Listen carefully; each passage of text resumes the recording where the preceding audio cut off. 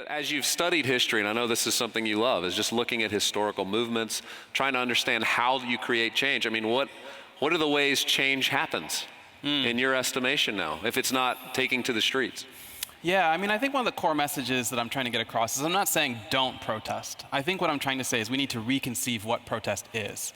Protest, if you look at it historically, what it is it's really a behavior that's culturally defined. People have protested differently throughout human history. I mean, during the American Revolution, they tarred and feathered people or pulled down their houses, or during the Civil Rights era, we marched. And I think now we've reached a point where the current repertoire of our tactics, they're broken.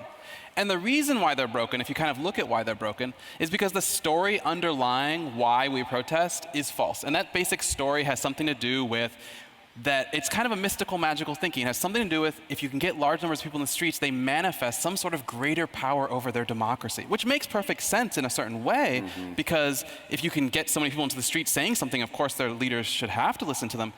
But it's not true. It's really not true. So we have to think about, well, how do the people manifest a greater power over their governments? And that gets into these questions of sovereignty, it gets into these other issues. And I think that that's really the direction we need to go, is that we can no longer rely on the fact that we are able to get millions of people into the streets. We act as activists as if that's extremely difficult, but recent years have shown us, since Occupy Wall Street, it's actually very easy for us now. We can get women to march, scientists to march, we can get Black Lives Matter to march.